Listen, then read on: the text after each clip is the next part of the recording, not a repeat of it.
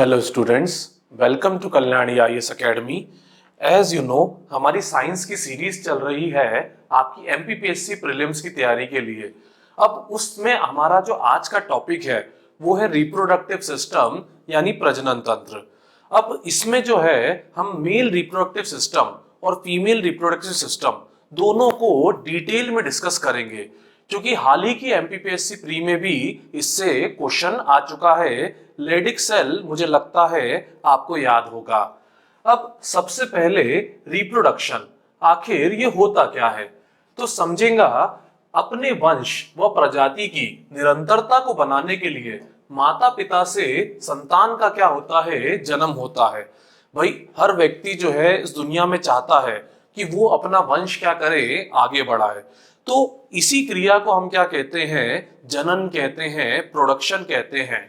अब जीवों में जनन के लिए क्या होते हैं, जननांग होते हैं, रिप्रोडक्टिव ऑर्गन्स होते हैं। जैसे अगर मैं बात करूं तो पुरुषों में पेनिस जो है आप जानते होंगे, और महिलाओं में योनि वेजिना भी आपने सुना होगा। अब ये जो प्रक्रिया है ये पृथ्वी पर क्या करती है, जो जीवन है उसको सुनिश्चित करती है। अगर रिप्रोडक्शन नहीं होगा, प्रजनन नहीं होगा, तो मुझे बताइए क्या जीवन मुमकिन है? बिल्कुल नहीं। अब जो जनन है वो असल में दो प्रकार का होता है। पहला अलैंगिक जनन यानी असेक्सुअल रिप्रोडक्शन, और दूसरा लैंगिक जनन यानी सेक्सुअल रिप्रोडक्शन। अब आइए इनको समझते हैं। अब सेक्सुअल असेक्सुअल, लैंगिक अलैंगिक, इन दोनों में क्या होता है, अंतर होता है। क्या अंतर होता है तो देखिए, असेक्सुअल रिप्रोडक्शन, मान लीजिए ये क्या है, एक बैक्टीरिया है। अब मुझे बताइए बैक्टीरिया में प्रजनन कैसे होता है। बिल्कुल ये एकल जनक के द्वारा होता है, जिसमें एक ही सेकंड के अंदर एक बैक्टीरिया क्या करता है, अपनी सैकड़ों हजारों लाखों कॉपीज जो है बना लेता है। अब लेकिन अगर हम सेक्सुअल रिप्रोडक्शन की बात करें तो मुझे बताइए क्या वो ऐसा होता है?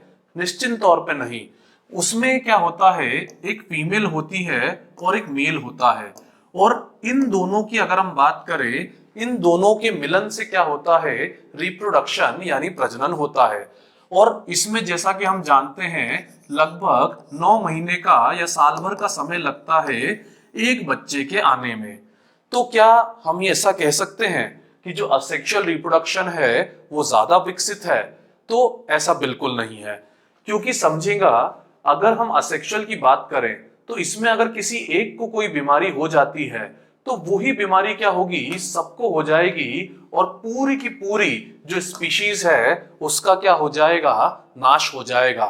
पर अगर मैं मनुष्य की बात करूं तो उनके साथ ऐसा नहीं होगा, क्योंकि हम जो है माता और पिता दोनों के जनक जो है, दोनों के जो डीएनए है उनसे मिलाकर बनते हैं। इसलिए हमारे यहाँ जनरेशन टू जनरेशन डीएनए क्या होता है, बदलता रहता है। और एक जनरेशन को जो बीमारी परेशान कर रही है, दूसरी जनरेशन उस बीमारी से क्या होती है, मुक्त होती है।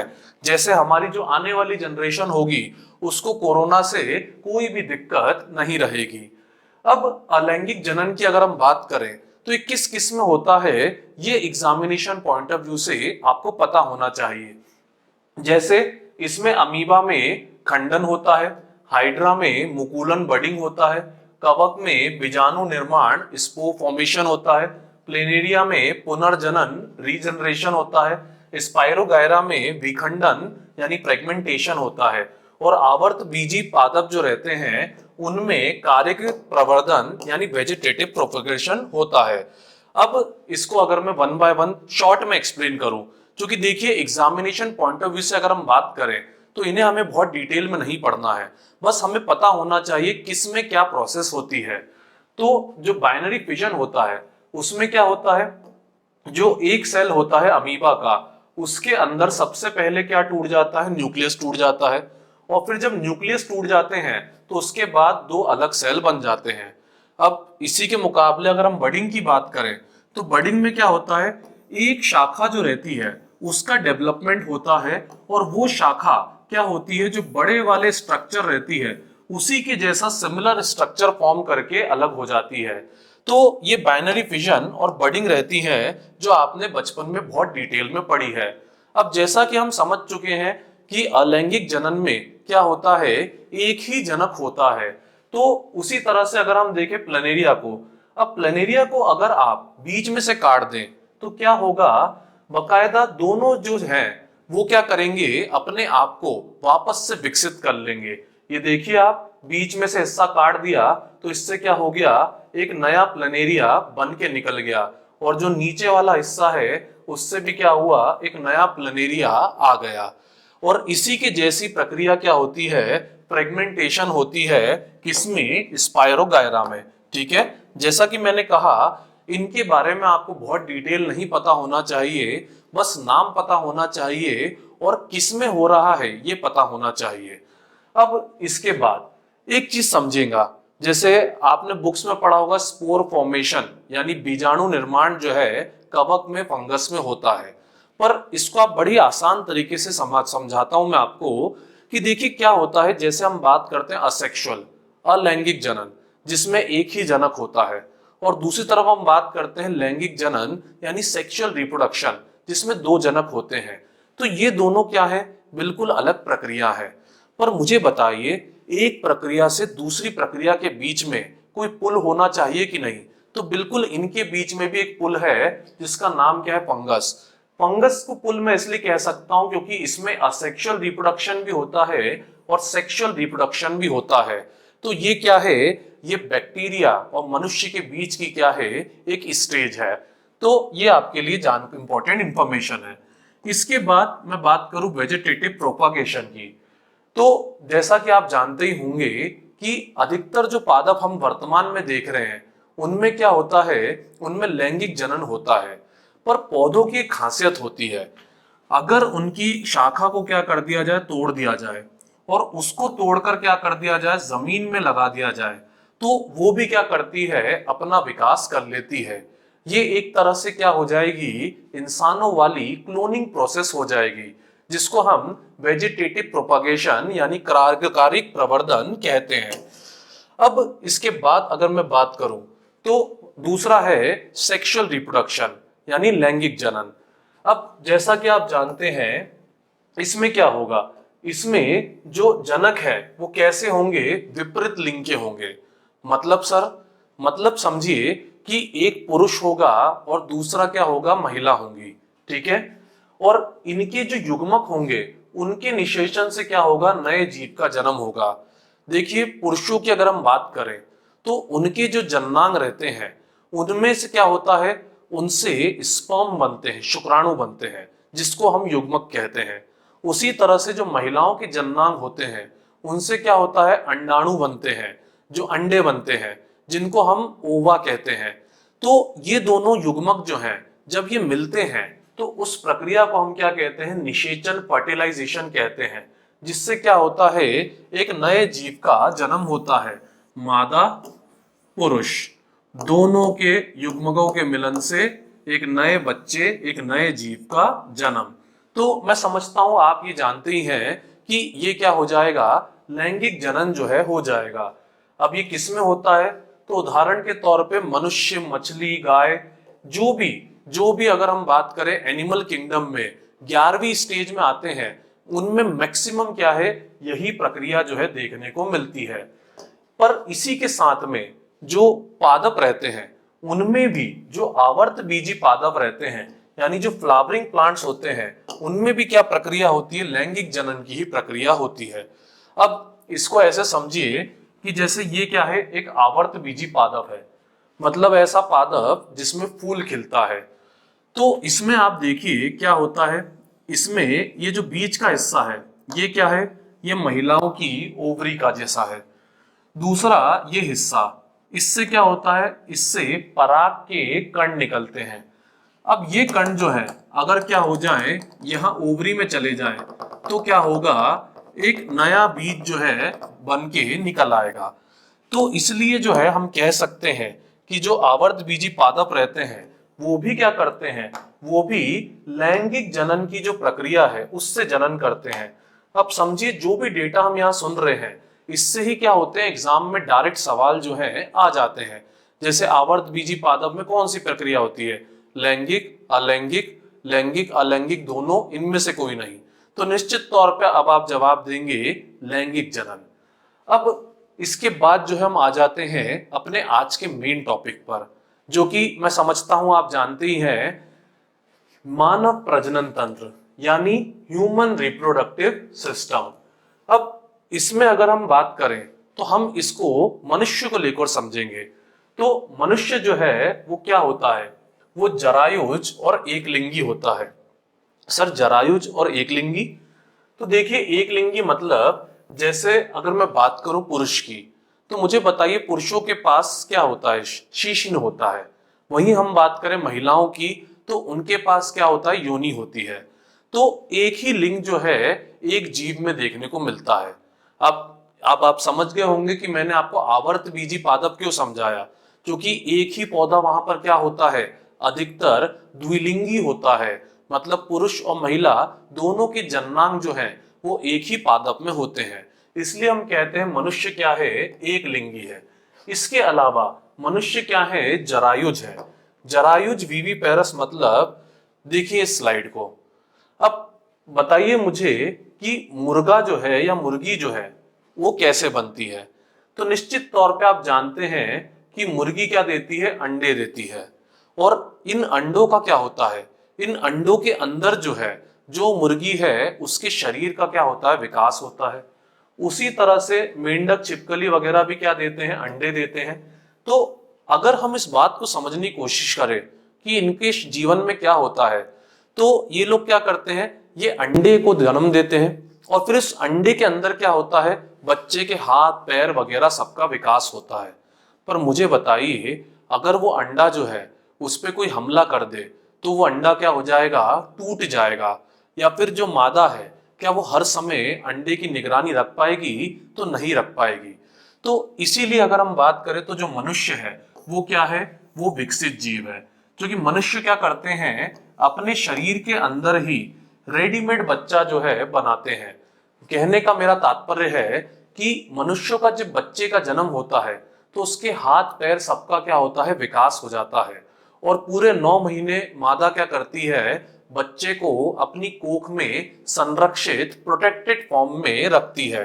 और यही प्रक्रिया जो है हम देख सकते हैं शेर वगैरह में भी होती है। तो आप समझ सकते हैं कि मानव क्या है? मानव जो है जरायुज है और बहुत ही विकसित किस्म का जीव है। ठीक है। अब ये क्या करते हैं? ये लैंगिक जनन द्वारा प्रजनन करते हैं, यानी सेक्सुअल रिप्रोडक्शन जो है उसका प्रोसेस करते हैं, जिसमें क्या होता है? पुरुष और महिला दोनों के जो अंग जनन के लिए उत्तरदायी होते हैं वे अंग जो है जननांग कहलाते हैं। और ध्यान से समझिएगा, पुरुष और महिला दोनों के जो जननांग है, रिप्रोडक्टिव ऑर्गन्स हैं, वो क्या होते हैं? अलग अलग होते हैं। जैसा कि हमने समझा अभी, पुरुषों में शीश्न होता है और महिलाओं में योनि होती है। तो अब चूंकि इनके रिप्रोडक्टिव ऑर्गन्स क्या है? अलग अलग हैं, इसी के कारण इनके जो पुरुष और महिला के जो तंत्र है वो भी क्या होते हैं? अलग अलग होते हैं। जैसा अगर मैं बात करूं डाइजेशन की या श्वसन की, जो हमने पिछले सेशंस में समझा है, तो वो पुरुष हो या महिला दोनों के लिए क्या होते हैं? समान होते हैं। पर यहाँ पे जो हम बात कर रहे हैं वो हम किसकी बात कर रहे हैं? रिप्रोडक्शन, जनन की बात कर रहे हैं। तो रिप्रोडक्शन, जनन के जो जननांग है वो समझिएगा पुरुष महिला में अलग होते हैं। इस कारण इनके तंत्र भी क्या हो जाएंगे? अलग हो जाएंगे। और वो हो जाएंगे पुरुष जनन तंत्र और महिला जनन तंत्र। पर मुझे एक बात बताइए, जब किसी बच्चे का जन्म होता है तो क्या बता पाते हैं कि वो पुरुष है कि महिला है? निश्चित तौर पे हम नहीं बता पाते हैं। ये जब होता है, जब बच्चा जो है किसको पा लेता है? रजोदर्शन यानी प्यूबर्टी को पा लेता है। उसके बाद ही क्या होता है? जो जननांग है उसका क्या होता है? अच्छे से विकास होता है। अब हमने अपने पिछले सेशन में भी समझा है कि रजोदर्शन प्यूबर्टी जो है वो महिलाओं में या पुरुषों में दोनों में ही लगभग लगभग 11-12 साल के बाद आती है, जिसके पश्चात क्या होता है? लड़कों में और महिलाओं में काफी सारे शारीरिक अंतर जो है देखने को मिलते हैं। इसको आप इस स्लाइड से समझ सकते हैं। जैसे अगर मैं महिलाओं की बात करूं तो उनके वक्षों का विकास होता है, जो यूट्रस है, गर्भाशय है, उसका विकास होता है, रजोधर्म जो है, क्रिया जो है वो शुरू हो जाती है, प्यूबिक हेयर्स जो है उनकी ग्रोथ होने लग जाती है। पुरुषों में अगर हम बात करें तो अंडर आर्म पे हाथ जो है हेयर आने लग जाते हैं, आवाज जो है वो थोड़ी गहरी हो जाती है, प्यूबिक हेयर जो है नीचे बाल जो है आने लग जाते हैं, जो पेनिस है और टेस्टिस है यानी शीश्न है और वृषण है उनकी ग्रोथ होने लग जाती है, और इजैक्यूलेशन यानी छूट जो है उसकी भी शुरुआत हो जाती है। तो अब जब ये शुरुआत हो जाती है तो उसके बाद ही हम बात करते हैं किसकी, तंत्र की, क्योंकि उसके बाद ही जो तंत्र है पुरुषों का और महिलाओं का व्यवस्थित तरीके से काम करना शुरू कर देता है। अब जो आपके सामने स्लाइड है ये पुरुष जनन तंत्र में जितने भी प्रमुख प्रमुख क्या कहते हैं अंग रहते हैं वो सब लिखे हुए हैं। तो इस स्लाइड को जरा ध्यान से देखिए और चाहें तो इसका स्क्रीनशॉट ले लीजिए। देखिए जैसा कि आपने इस स्लाइड में देखा होगा आपको जो है 10 जननांग यहाँ पे नजर आ रहे होंगे। अब मुझे बताइए इस स्लाइड में आपको सबसे प्रमुख जननांग कौन सा लगता है?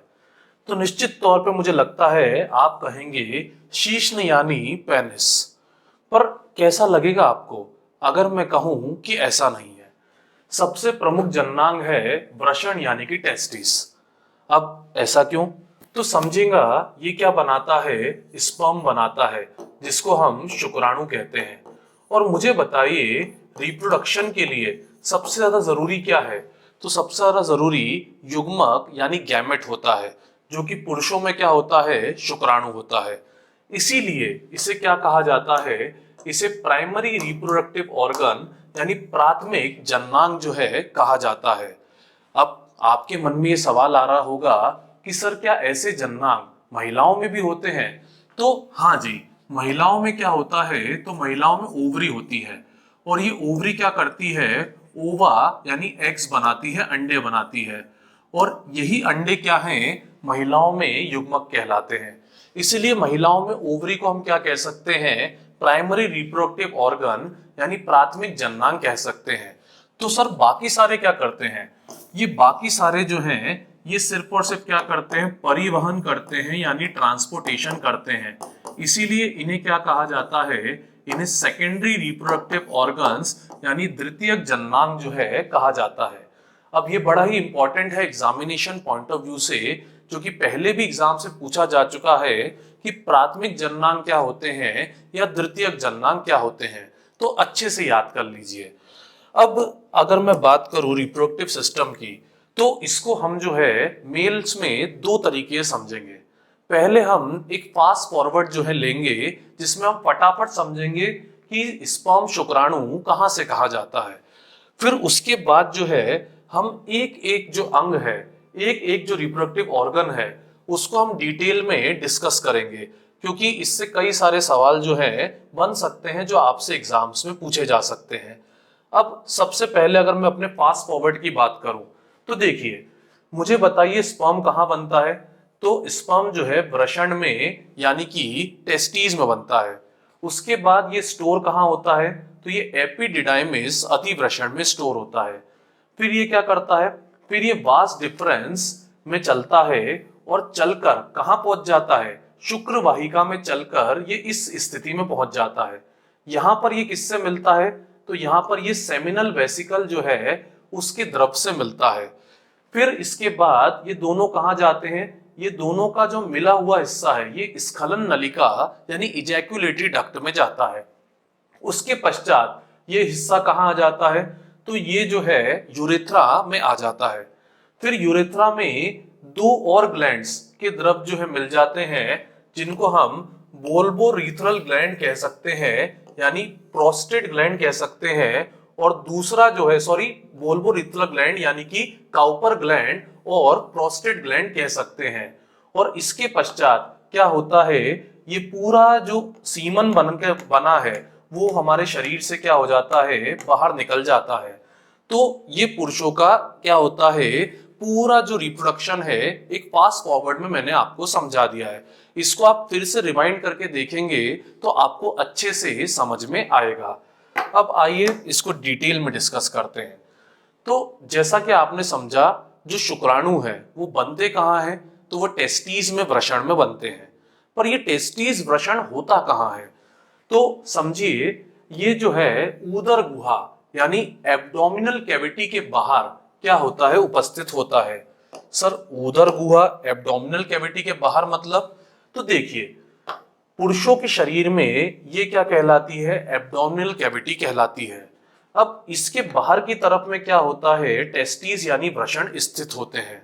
ऐसा क्यों, तो समझेगा आपके माइंड में ये डाउट आना चाहिए कि सर ये टेस्टिस वृषण जो है ये तो इतना इंपॉर्टेंट जननांग है, तो फिर ये पुरुषों में शरीर के बाहर की तरफ क्यों होता है। तो देखिए असल में जब क्या कहते हैं किसी बच्चे का जन्म होता है तो उसके पहले ये कहाँ होता है, उदर गुहा में यानी एब्डोमिनल कैविटी में होता है। पर फिर ये खसक के कहाँ आ जाता है, ये नीचे की तरफ शरीर के क्या आ जाता है, बाहर आ जाता है। अब आपके माइंड में अभी भी ये सवाल हो रहा होगा कि सर ऐसा क्यों, तो इसकी वजह दोस्तों क्या होती है कि जो स्पर्म रहते हैं, जो शुक्राणु होते हैं, असल में वो हमारे बॉडी टेम्परेचर पर जीवित नहीं रह सकते। हमारी बॉडी का टेम्परेचर कितना है, 37 डिग्री सेंटीग्रेड, और जो शुक्राणु है वो कितने टेम्परेचर पे जीवित रह सकते हैं, 34 से 35 डिग्री सेंटीग्रेड। यानी हमारी बॉडी के टेम्परेचर से 2 से 3 डिग्री सेंटीग्रेड ये क्या है, कम टेम्परेचर पर ही जीवित रह सकते हैं। इसीलिए इनकी जो लोकेशन है वो क्या है, हमारे शरीर के थोड़ा एब्डोमिनल कैविटी के बाहर की तरफ है। पर आपके माइंड में एक सवाल फिर आ रहा होगा कि सर ठंड में क्या इनको ठंड नहीं लगती या गर्मी में गर्मी नहीं लगती, तो समझिए जब ठंड में आसपास का टेम्परेचर बहुत बढ़ जाता है तो क्या होता है, जो वृषण है वो असल में कहाँ होता है, एक थैली नुमा वृषण कोश जो स्क्रोटम है उसके अंदर होता है। तो ये स्क्रोटम क्या होता है, ठंड के अंदर सिकुड़ जाते हैं, जिससे ये क्या कर पाते हैं, शरीर की गर्मी को ले पाते हैं। और उसी तरह से गर्मी के मौसम में क्या हो जाते हैं, ये स्क्रोटम जो है फैल जाता है, जो वृषण कोशों फैल जाता है, जिसके कारण जो शरीर की गर्मी है उससे ये थोड़ा सा दूर हो जाता है। मैं समझता हूं इसकी लोकेशन आपको बहुत अच्छे समझ में आ गई, और ये प्राथमिक जननांग क्यों होता है ये तो हम पहले ही आज के सेशन में समझ चुके हैं। अब इसमें अगर मैं इसके स्ट्रक्चर की बात करूं तो इसका स्ट्रक्चर जो है वो आपको समझना चाहिए। क्यों सर, क्योंकि यहां से पहले भी सवाल आ चुके हैं और आगे भी आ सकते हैं। तो जैसा कि आपने समझा, बाहर का हिस्सा क्या रहता है, वृषण कोश होता है जिसमें ये टेस्टिस यानी वृषण होते हैं। पर इसके अंदर देखिए क्या होते हैं, इस तरह के ढेर सारे गोल गोल क्या होते हैं, लोब्यूल्स होते हैं।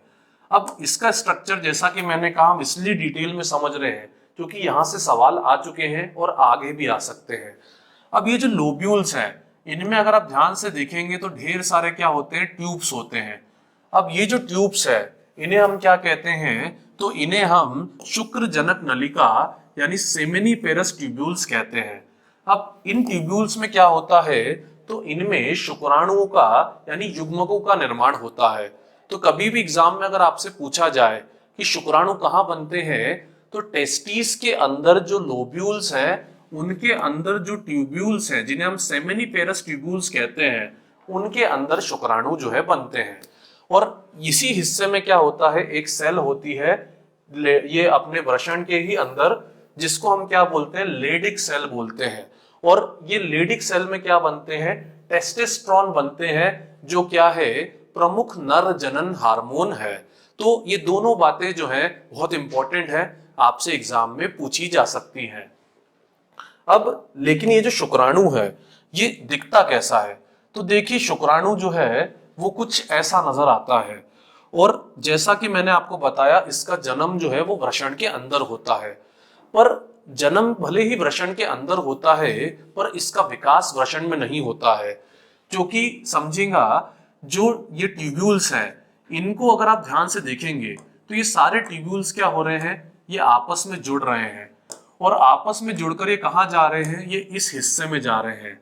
तो ये हिस्सा जो है ये क्या कहलाता है, ये एपिडिडाइमिस यानी अधिवृषण जो है कहलाता है।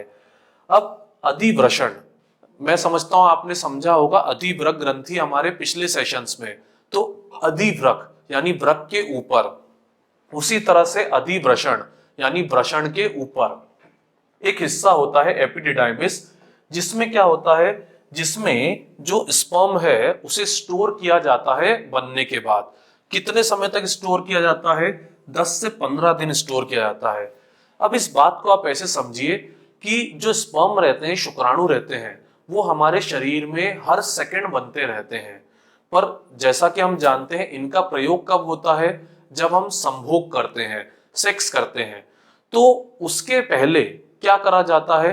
इनको जो है स्टोर करना पड़ता है ताकि संभोग के समय इनका प्रयोग हो सके। तो ये जो स्टोरेज होता है ये कहाँ रहता है? एपिडिडाइमिस में, अधिवृषण में होता है। और इसी स्टोरेज के समय क्या होता है? इसे मैच्योर भी किया जाता है। मैच्योर करने का मतलब समझिए, जैसे हम अगर अपनी बात करें तो मुझे बताइए, हमारा जन्म जो है, क्या हम जन्म के साथ ही मैच्योर होते हैं? बिल्कुल नहीं भाई। हम चलना सीखते हैं, दौड़ना सीखते हैं, बोलना सीखते हैं, और इसमें हमें सालों लग जाते हैं। तो ये हमारा क्या होता है? मैच्योरेशन होता है।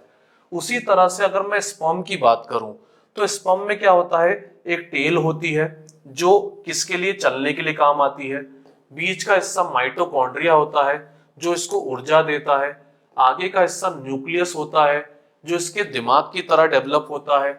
और सबसे आगे का हिस्सा एक्रोसोम होता है जिसमें जहर भरा होता है, जिसको हम फीमेल रिप्रोडक्शन समझते वक्त समझेंगे।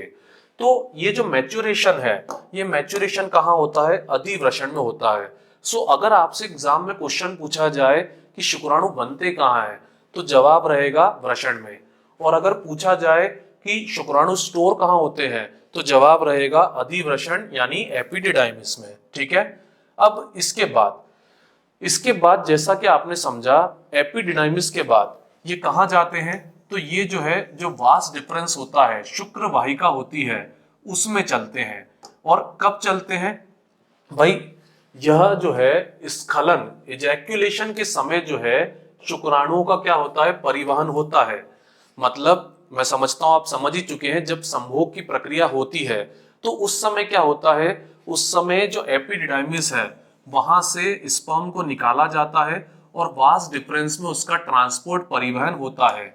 अब ये जो परिवहन होता है, इसके पश्चात ये शुक्र वाहिका खुलती कहाँ है?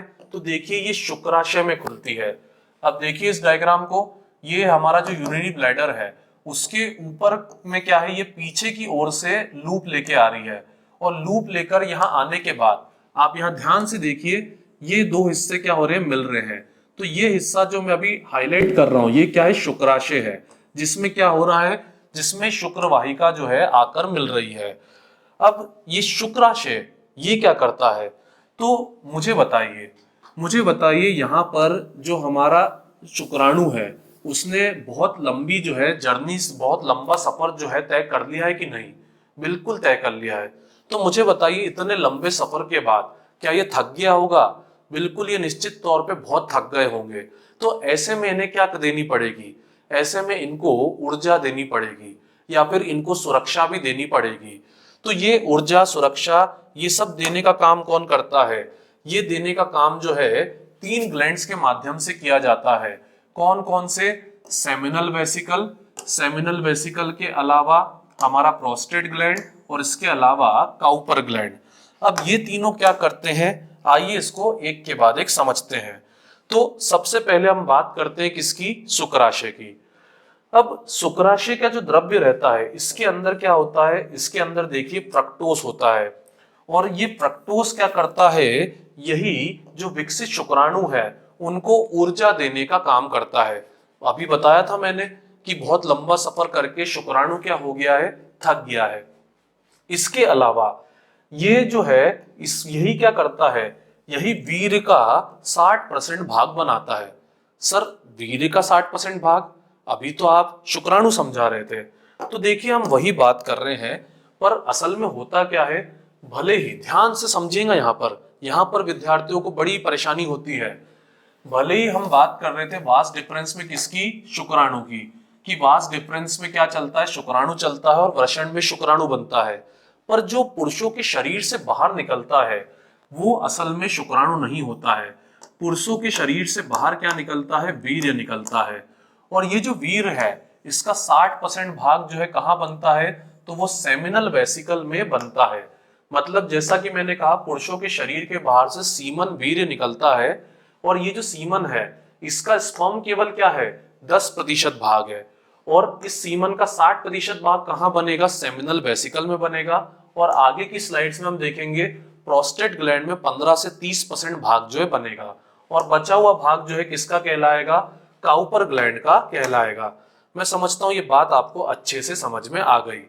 अब ये जो शुक्राशय है, ये इससे जो पदार्थ मिलेगा वो फिर फाइनली दोनों कहाँ मिल जाएंगे, ये मिल जाएंगे स्खलन नलिका में। सर बड़ा कंफ्यूजन हो रहा है, कौन कहाँ जा रहा है, कुछ समझ नहीं आ रहा है। तो देखिए बड़ी आसान तरीके से हम समझते हैं, जो सेमिनल वेसिकल है और जो वास डिफरेंस है वो दोनों जैसा कि हमने समझा क्या होते हैं, मिलते हैं। फिर इनके मिलन के बाद जो नली नजर आती है उसको हम क्या बोलते हैं, इजैक्यूलेटरी डक्ट। फिर ये दोनों कहाँ जाते हैं, ये जो है मिलन वाला हिस्से के बाद ये कहाँ जाते हैं, यूरेथ्रा में जाते हैं। और जो यूरेथ्रा है वहीं पर दो ग्लैंड का और द्रव्य आके मिलता है, एक प्रोस्टेट और दूसरा काउपर। मुझे लगता है अब बात आपको स्पष्ट तरीके से समझ में आ गई होगी।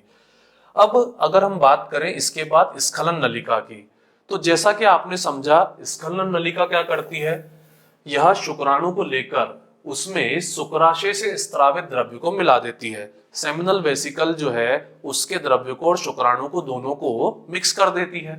उसके आगे फिर क्या है, एक और ग्लैंड है जिसको हम क्या कहेंगे, पुकोस्त ग्रंथि यानी प्रोस्टेट ग्लैंड। जैसा कि हमने समझा ये वीर्य का क्या बनाएगा, 15 से 30% भाग बनाएगा। अब इस प्रोस्टेट ग्लैंड की अगर हम बात करें तो ये थोड़ा सा क्या हो जाता है, इंपॉर्टेंट हो जाता है। इंपॉर्टेंट क्यों, तो अगर आप डायग्राम को ध्यान से देखेंगे तो आप देखेंगे काउपर ग्लैंड कितने होते हैं, 2 होते हैं। इसी तरह से अगर मैं बात करूं सेमिनल वेसिकल की, तो इधर देखिए सेमिनल वेसिकल भी कितने होते हैं, 2 होते हैं। लेकिन अगर हम बात करें किसकी, प्रोस्टेट ग्लैंड की, तो ये कैसी संरचना है, तो देखिए जरा, ये जो है एक डोनट जैसी संरचना है जो यूरेथ्रा के आसपास क्या है, लिपटी हुई है। तो ये शरीर में क्या होते हैं, केवल एक होता है। इसके अलावा ये करता क्या है, तो देखिए अगर हम बात करें किसकी, वीर्य की, सीमन की, तो जो वीर्य होता है, सीमन होता है, उससे क्या आती है, उससे एक विशिष्ट गंध आती है। ये विशिष्ट गंध जो है, स्पेशल स्मेल जो है, ये किसके कारण आती है, पुकोस्त ग्रंथि के कारण आती है। इसके अलावा इसे आयंस की खदान बोला जाता है, क्योंकि यहाँ पर कैल्शियम फॉस्फेट जैसे बहुत सारे आयंस जो हैं पाए जाते हैं। और यही क्या करता है, यह शुक्राणुओं को तैरने का माध्यम देता है। समझिए जरा कि अगर हम शुक्राणु की बात करें तो जैसा कि हमने देखा वो सांप जैसा स्ट्रक्चर है, तो उसकी जो टेल है इसको क्या करना पड़ता है, एक्टिवेट करना पड़ता है। तो इसको एक्टिवेट करने का काम कौन करता है, प्रोस्टेट ग्लैंड जो है वो करता है। अब इसके बाद अगर हम बात करें काउपर ग्रंथि की, तो ये भी बड़ा इंपॉर्टेंट है। अब ये क्या करता है, तो इसको समझने के लिए आप पहले समझिए मूत्र मार्ग को। अब मुझे बताइए, जो पुरुषों में वीर्य निकलता है और जो मूत्र निकलता है वो कहाँ से निकलता है, तो निश्चित तौर पे आप कहेंगे कि सर मूत्र और वीर्य दोनों की दोनों क्या होते हैं, मूत्र मार्ग यानी यूरेथ्रा से निकलते हैं। पर क्या ये एक ही समय पर निकलते हैं, तो निश्चित तौर पे ये एक समय पर नहीं निकलते हैं। अब मुझे बताइए, जो मूत्र होता है पुरुषों में, ये मूत्र कैसा होता है, तो ये मूत्र जो है एसिडिक होता है। और मूत्र के निकलने के पश्चात भी मूत्र के कुछ कण क्या होते हैं, ये यूरेथ्रा में रह जाते हैं। अब लेकिन हम बात करें किसकी, जो वीर्य है उसकी, तो वीर्य कैसा होता है, बेसिक होता है। तो अब वीर्य बेसिक है और ये मूत्र क्या है, एसिडिक है। तो क्या हो सकता है, जो वीर्य है उसको क्या हो सकता है, नुकसान हो सकता है, किससे, मूत्र से। तो मुझे बताइए क्या करना पड़ेगा, निश्चित तौर पे एक लेयर बनानी पड़ेगी किसके आसपास, वीर्य के आसपास, ताकि वीर्य को क्या ना हो, नुकसान ना हो। अब यानी कि वीर्य का और मूत्र का क्या ना हो, घर्षण ना हो। तो ये लेयर जो है, ये लेयर कौन बनाता है, ये काउपर ग्रंथि बनाती है। यह ग्रंथि क्या करती है, एक तरल क्षारीय बेसिक फ्लूइड का स्राव करती है, जो मूत्र के अम्लीय प्रभाव को क्या करता है, उदासीन करता है, तथा मूत्र मार्ग और शीश्न जो है उसको ये क्या कर देता है, चिकनाहट प्रदान कर देता है। ठीक है, मैं समझता हूं ये बात आपको अच्छे से समझ में आ गई। पर मुझे अभी भी लगता है कि आप सबके माइंड में एक डाउट जरूर होगा कि जो पुरुषों का शीश्न होता है आखिर उसमें उठान कैसे आता है। तो समझिए, जो पुरुष हैं उनका बाहरी जननांग जैसा कि आप जानते हैं क्या होता है, शीश्न होता है, जिसका कार्य क्या होता है, नर से शुक्राणुओं को मादा की योनि में पहुंचाना होता है। अब इस शीश्न की अगर हम बात करें तो ये शीश्न क्या होता है, ये स्पंजी ऊतकों का, स्पंजी टिश्यूज का बना होता है, जिनमें यौन उत्तेजना के समय क्या होता है, उठान आता है। समझिए जरा, जो हमारा कहते हैं पेनिस होता है, शीश्न होता है, इसमें कोई हड्डी नहीं होती है। ये एक स्पेशल तरह के टिश्यूज का बना होता है जिन्हें हम स्पंजी टिश्यूज जो है कहते हैं। अब ये जो उठान आता है, वो उठान क्यों आता है, ये मन में आपके सबसे प्रमुख सवाल होगा। तो अगर हम बात करें किसकी, पेनिस की, शीश्न की, तो इसका देखिए क्रॉस सेक्शन ये यहाँ पर बना हुआ है। तो इसमें अगर आप ध्यान से देखेंगे तो यहाँ पर क्या है, आपको 3 जो है सर्कल्स नजर आएंगे। तो ये असल में क्या है, ये शीश्न के अंदर के 3 लंबवत स्तंभ है। तो जब भी किसी व्यक्ति के अंदर यौन उत्तेजना आती है तो उस समय ये स्तंभ क्या होते हैं, रक्त से भर जाते हैं, जिनके कारण क्या होता है, शीश्न को क्या मिलती है, कठोरता मिलती है। मैं समझता हूं ये बात जो है आपको अच्छे से समझ में आ गई होगी कि शीश्न में उठान क्यों आता है। और इस उठान के आने के पश्चात क्या होता है, जो पुरुषों के शुक्राणु है वो क्या होते हैं, मादा की जो योनि है उसके अंदर प्रवेश कर जाते हैं, जिसके पश्चात जैसा कि आप जानते हैं कि एक बच्चे का जन्म कब होता है, जब महिलाओं के अंडाणु जो है वो क्या करते हैं, उनसे अंडे छोड़े जाते हैं, और अगर इन दोनों का मिलन हो जाता है तो उसी से क्या होता है, एक नए जीव का जन्म हो जाता है। पर जैसा कि हमने समझा, पुरुष जनन तंत्र जो है ये एक जटिल प्रक्रिया है जिसमें कई सारी स्टेजेस होती हैं। तो उसी तरह से महिलाओं का जो जनन तंत्र होता है उसमें भी कई सारी स्टेजेस और कई सारे जननांग जो है होते हैं। तो इस स्लाइड का भी अगर आप स्क्रीनशॉट लेना चाहें तो ले सकते हैं। जैसा कि आपने देखा, यहां पर अगर हम फीमेल रिप्रोडक्टिव सिस्टम की बात करें तो इसमें जो है, इसमें 5 ही जननांग होते हैं जो प्रमुख होते हैं, जिसके मुकाबले पुरुषों में अगर हम बात करें तो बहुत सारे जननांग जो है देखने को मिलते हैं। अब इनमें 5 जननांग में भी जो सबसे प्रमुख है, मैं समझता हूं ये आप समझ ही चुके हैं, ओवरी यानी अंडाशय है, जिसको हम प्राइमरी रिप्रोडक्टिव ऑर्गन यानी कि प्राथमिक जननांग भी कह सकते हैं महिलाओं का। अब आइए इन सभी जननांगों को एक के बाद एक डिटेल में समझते हैं। सबसे पहले अंडाशय। तो जैसा कि आप जानते हैं, ये अंडाशय क्या करता है, ये प्राथमिक जननांग जो है, ये अंडाणु जो है यानी युग्मक जो है उनका जो है विकास करता है, निर्माण करता है। और इसके अलावा जो प्रमुख चीज है जो आपसे एग्जाम में पूछी जा सकती है, ये क्या करता है, ये मादा सेक्स हार्मोन प्रोजेस्टेरोन और एस्ट्रोजन, इन दोनों का भी स्रावण करता है। अब इसको आप ऐसे याद रख सकते हैं, जैसे पुरुषों में अगर हम बात करें तो पुरुषों में टेस्टोस्टेरोन का स्रावण होता है, जिसके कारण रजोदर्शन के पश्चात पुरुषों को पुरुषत्व मिलता है। उसी तरह से महिलाओं के अंदर जो सौंदर्य होता है उसको बनाने के लिए भी क्या होता है, हार्मोन लगते हैं, एस्ट्रोजन और प्रोजेस्टेरोन, और इनका स्रावण कौन करता है, तो अंडाशय यानी ओवरी करती है। अगर हम डायग्राम में बात करें तो ये देखिए, महिलाओं का जो प्रजनन तंत्र है उसमें ये हिस्सा, ये क्या कहलाता है, ये अंडाशय यानी ओवरी कहलाती है, जिसमें से क्या होता है, जिसमें से अंडे का विकास होता है। और वो अंडा जो है बनने के बाद कहाँ जाता है, तो इस हिस्से में जाता है। और इस हिस्से को क्या कहते हैं, ध्यान से याद कर लीजिए, क्योंकि एग्जाम्स के लिए सबसे ज्यादा इंपॉर्टेंट है, सबसे ज्यादा बार एग्जाम में पूछा गया है। ये हिस्सा क्या कहलाता है, फैलोपियन ट्यूब कहलाता है, ओविडक्ट भी कहलाता है और अंडवाहिनी भी कहलाता है। अब ये हिस्सा इसलिए इंपॉर्टेंट है क्योंकि पुरुषों का जो शुक्राणु कहाँ आता है, वेजिना में आता है। वो वेजिना में आने के पश्चात असल में कहाँ तक जाता है, तो वो इस हिस्से तक जाता है। और यहीं पर क्या होता है, जो पुरुषों का शुक्राणु है उसका मिलन किससे होता है? अंडाणु से होता है। कहां पर? अंडवाहिनी ओविडक्ट यानी फैलोपियन ट्यूब में। जिस प्रक्रिया को हम क्या बोलते हैं? जिसको हम निषेचन यानी कि फर्टिलाइजेशन भी कहते हैं। तो ओविडक्ट में क्या होता है? फर्टिलाइजेशन होता है। काफी बार एग्जाम्स में ये क्वेश्चन जो है वो पूछा जा चुका है। अब ओविडक्ट में फर्टिलाइज होने के बाद अंडा जो है कहाँ जाता है? तो देखिए, जो फर्टिलाइज्ड एग होता है वो असल में क्या होता है? संभोग के पश्चात शुक्राणु के आ जाने के बाद कहाँ चला जाता है? तो गर्भाशय में चला जाता है। गर्भाशय यही क्या है? यही महिलाओं की जो है कोख भी कहलाती है। ये देखिए, ये हिस्सा जो है ये क्या है? यूट्रस है, यानी महिलाओं का गर्भाशय है, जहां पर अंडा जो है फर्टिलाइज होने के बाद आकर बैठ जाता है। अब फर्टिलाइज होने के बाद आकर, लेकिन वो जिस लोकेशन पे बैठता है उस लोकेशन का भी क्या है? एक पर्टिकुलर नाम है जो आपसे एग्जाम में पूछा जा सकता है। तो वो असल में एक लाइनिंग पे आके बैठ जाता है, जिसमें जहां वो बैठता है उसको क्या कहा जाता है? तो उसको प्लेसेंटा कहा जाता है। ये भी एग्जाम्स के लिए एक इंपॉर्टेंट इंफॉर्मेशन है।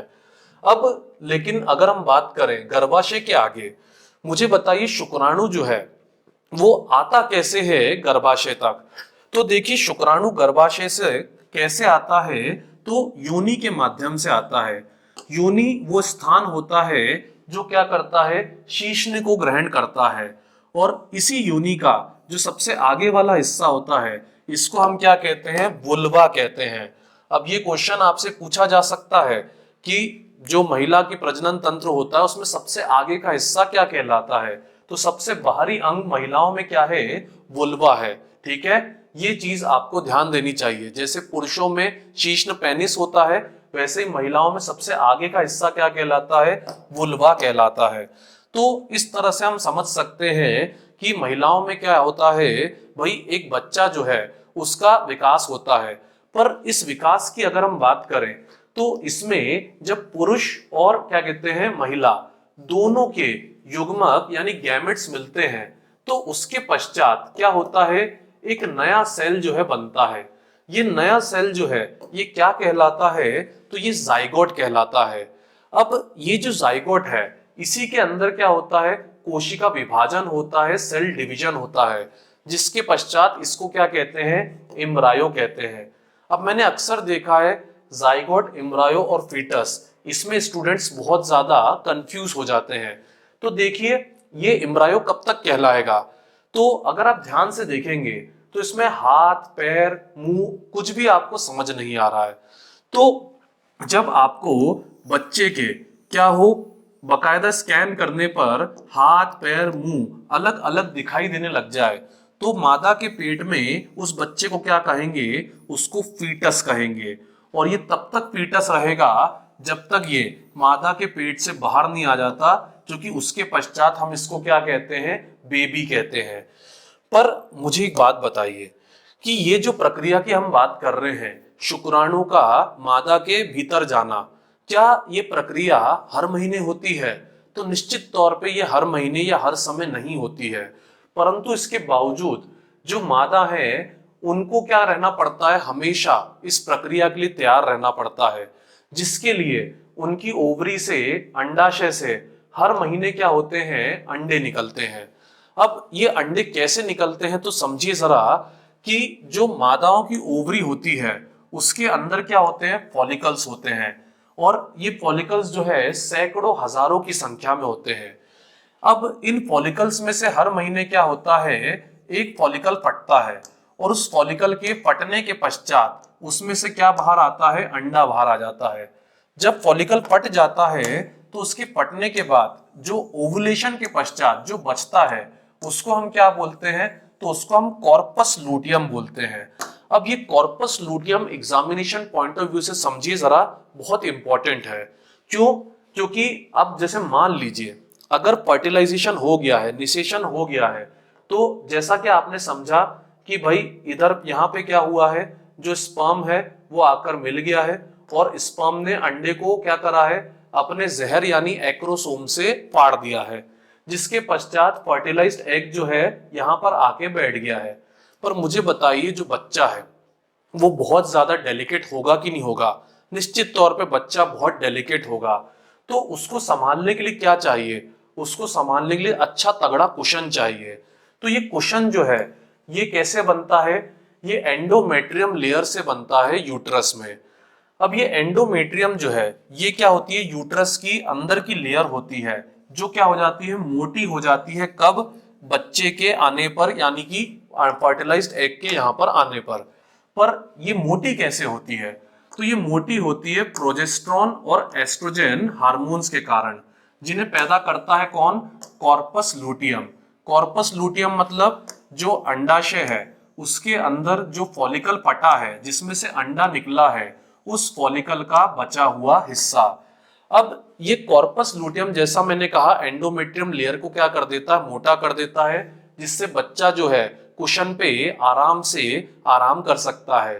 पर अगर अगर निषेचन नहीं हुआ है, फर्टिलाइजेशन नहीं हुआ है, तो ये कॉर्पस लूटियम क्या होगा, ये श्वेत पिंड बनकर फट जाएगा, यानी डीजनरेट हो जाएगा, जिसके पश्चात जो है पूरी की पूरी एंडोमेट्रियम की ये जो लेयर है ये भी क्या हो जाएगी, फट जाएगी। इसके अंदर की सारी ब्लड वेसल्स क्या हो जाएंगी, फट जाएंगी, जिसके पश्चात क्या होगा, ब्लीडिंग हो जाएगी। मैं समझता हूं मेंस्ट्रुअल साइकिल रजोधर्म जो है वो आपको काफी हद तक समझ में आ रहा है। पर आपके माइंड में इतना सब समझने के बाद भी एक सवाल आ रहा होगा कि सर अगर फर्टिलाइजेशन नहीं हुआ है, आपने कहा तभी क्या होगा, कॉर्पस लूटियम डीजनरेट होगा। तो आखिर फर्टिलाइजेशन नहीं होने के और कॉर्पस लूटियम के दोनों के बीच में संबंध क्या है? तो इसको समझाने के लिए मैं आपसे एक सवाल पूछता हूं। मुझे बताइए, जो प्रेगनेंसी टेस्ट होता है उसमें कैसे पता पड़ता है कि बच्चा जो है उसका जन्म होने वाला है या नहीं होने वाला है, मादा प्रेग्नेंट है कि नहीं है? तो इसका पता जो है एक हार्मोन से पता पड़ता है। असल में एक हार्मोन होता है ह्यूमन क्रोनिक गोनाडोट्रोपिन हार्मोन, जिसको हम HCG हार्मोन कहते हैं। तो जब मादा प्रेग्नेंट होती है तो उस समय क्या होता है, वो यूरिनेशन करती है। तो जब वो यूरिनेशन करती है तो उनका जो मॉर्निंग का यूरिन होता है उसमें क्या होता है, HCG हार्मोन की क्वांटिटी बहुत ज्यादा होती है। और ये HCG हार्मोन जो है ये यूरिन में भी क्या होता है, जैसा मैंने कहा, मिक्स होकर आ जाता है। तो ये जब प्रेगनेंसी किट पर पड़ता है तो इस HCG हार्मोन के कारण क्या होता है, दो लाइनें आ जाती है, जिससे हम क्या कह देते हैं कि महिला क्या है, प्रेग्नेंट है। पर आप कहेंगे सर इसका वो कॉर्पस लूटियम वाली बात से क्या संबंध है? तो जब निषेचन होता है तो प्लेसेंटा से क्या होता है, ये HCG हार्मोन निकलता है, और ये HCG हार्मोन ही क्या करता है, कॉर्पस लूटियम को बनाए रखता है। अगर ये HCG हार्मोन प्लेसेंटा से ना निकले तो कॉर्पस लूटियम डीजनरेट हो जाएगा और एंडोमेट्रियम फट जाएगी, और जैसा मैंने कहा रजोधर्म क्रिया जो है वो चलती रहेगी। और मैं समझता हूं ये तो आप जानते ही होंगे कि जब मादा पेट से होती है तो रजोधर्म क्रिया क्या हो जाती है, वो भी रुक जाती है।